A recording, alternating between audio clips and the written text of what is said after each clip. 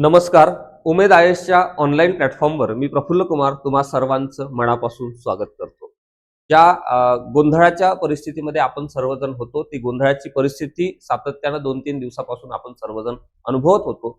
मला देखील बरेचसे फोन मेसेज आणि शेखर सरांच्या नंबरवर सुद्धा अनेक आपल्या बंधू भगिनींचे फोन मेसेज आलेले होते की सर आपल्याला आता काय करायला पाहिजे. त्या सगळ्या संदर्भामध्ये आम्ही सातत्यानं सांगत होतो की सोमवार मंगळवारच्या आसपास एक शुद्धीपत्रक कशा पद्धतीचं आयोगाकडून येईल आणि सर्व उमेदवारांना एक दिलासा मिळेल अशा पद्धतीचा एक अंदाज होता.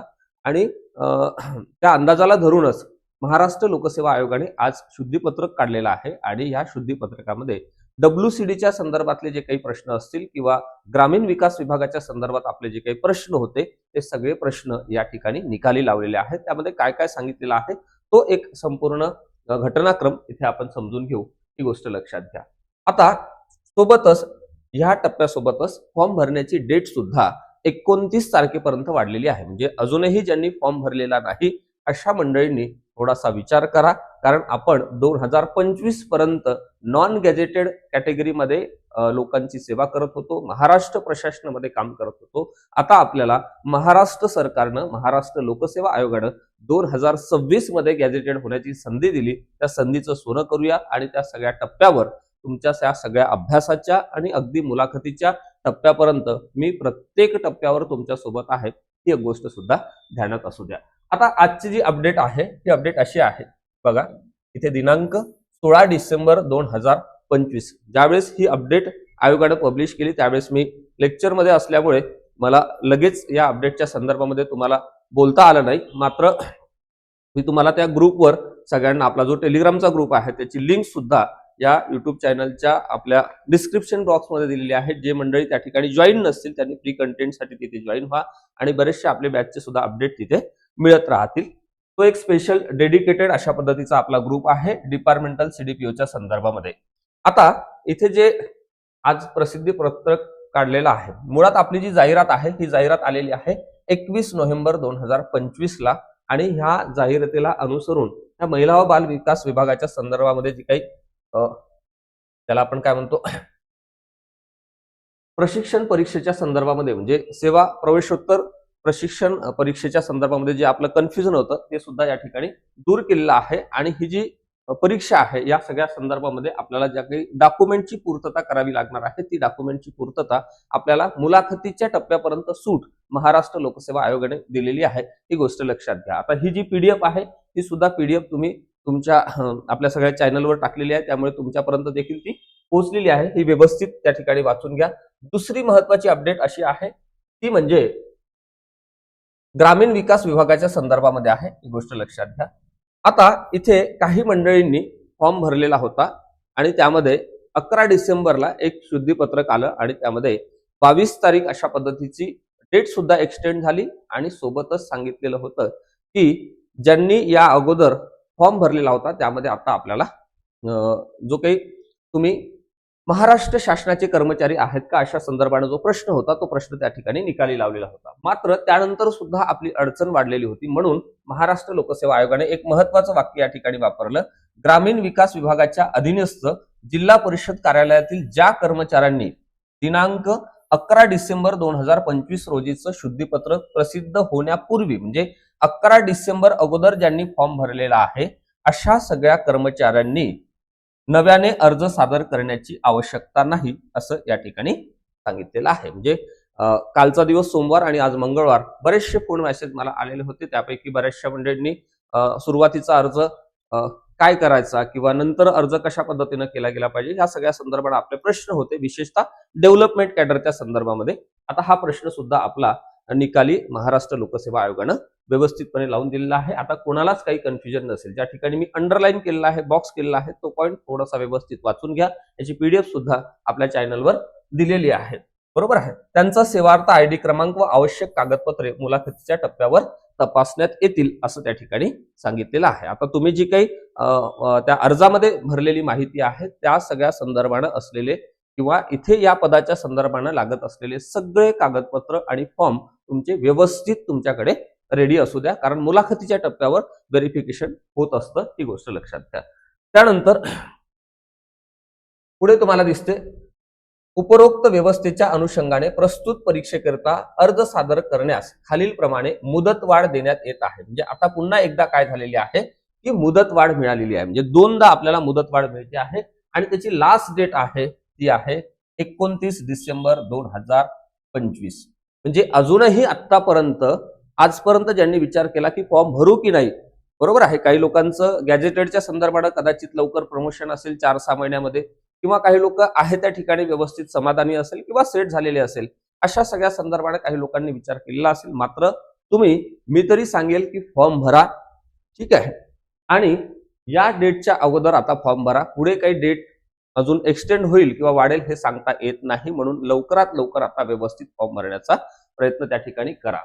आणि सोबतच शुल्क भरणे आणि ऑनलाईन अर्ज भरण्याच्या संदर्भामध्ये सुद्धा लास्ट डेट जी आहे ती आता 29 डिसेंबर झालेली आहे. बऱ्यापैकी दिवस आपल्या सर्व मंडळींकडे आता उपलब्ध झालेली आहे, ही गोष्ट लक्षात घ्या.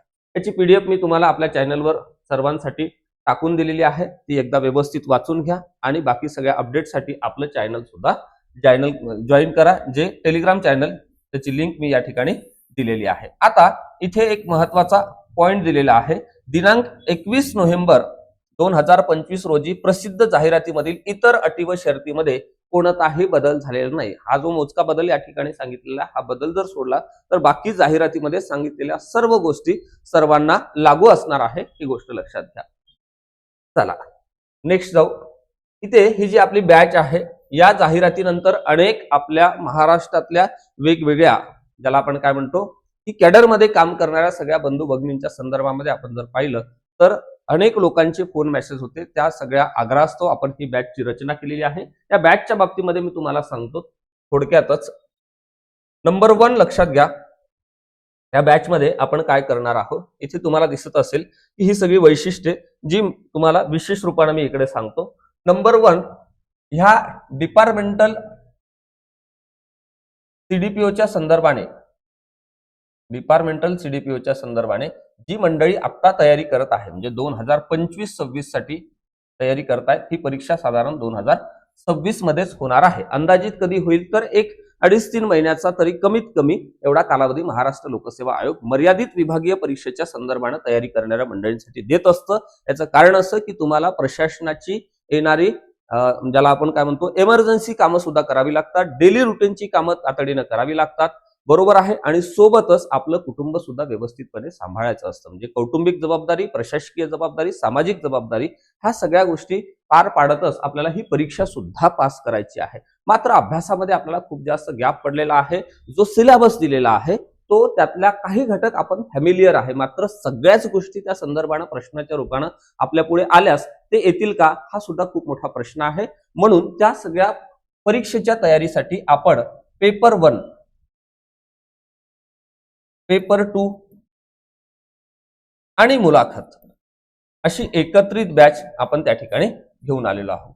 मुलाखतीची तयारी 50 गुणांची, इथे 200 गुण आणि इथे सुद्धा 200 गुण, म्हणजे पेपर 1, पेपर 2 आणि मुलाखत 450 गुणांची तयारी आपण या आपल्या बॅच मध्ये करून घेणार आहोत, ही गोष्ट लक्षात घ्या. आता बॅचचं स्वरूप कसं असेल थोडक्यात मी तुम्हाला सांगतो. नंबर 1, तुम्हाला बॅच मध्ये काय काय मिळणार आहे.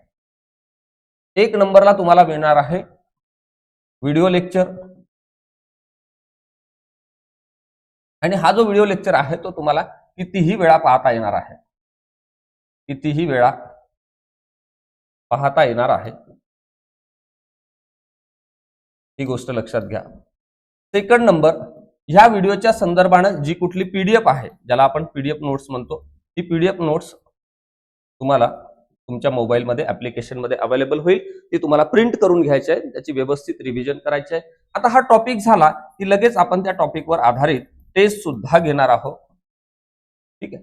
टेस्ट झाल्यानंतर आपल्याकडे एक वेगवेगळ्या बॅचेससाठी एमबीटी नावाचा एक प्रोग्राम राहतो. म्हणजेच काय तर मेमरी बेस्ड टेस्ट, ज्यामध्ये ऑप्शन नसणार आहे, तुम्हाला प्रत्यक्ष त्या प्रिंटवर सगळं लिहायचं आहे.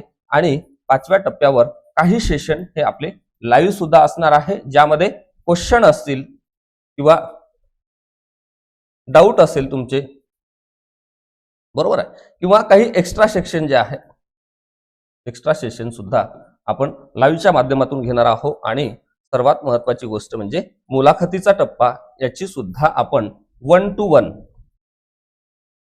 1 प्लस पॅनल मॉक इंटरव्ह्यूची सुद्धा तयारी करून घेणार आहोत, ही गोष्ट या ठिकाणी लक्षात घ्या. म्हणजे ह्या सगळ्या बाबी आपल्या ह्या बॅच मध्ये होणार आहे. जी बॅच तुम्ही ज्या ठिकाणी कार्यरत आहात त्या ठिकाणाहून करता येणार आहे, ही सगळ्यात महत्वाची गोष्ट आहे, ही गोष्ट लक्षात घ्या. ही पूर्णतः बॅच टोटली ऑनलाईन असणार आहे. त्यामुळे तुम्हाला कुठे आपल्या पुण्याच्या सेंटरला येण्याची आवश्यकता नाही किंवा कुठे काही प्रवास करण्याची आवश्यकता नाही आहे. त्या स्ट्रक्चरमध्ये तुम्हाला हे सगळं मार्गदर्शन अवेलेबल असणार आहे. पेपर 1 च्या बाबतीमध्ये, पेपर 2 च्या बाबतीमध्ये आणि मुलाखतीच्या सगळ्या संदर्भामध्ये सुद्धा आपल्याला प्रत्येक टप्प्यावर मार्गदर्शन असणार आहे, ही गोष्ट लक्षात घ्या. आजच्या ह्या अपडेटच्या संदर्भानं मी इथेच थांबण्याचा प्रयत्न करतो. लवकरच भेटू नव्या घटकामध्ये. तोपर्यंत धन्यवाद.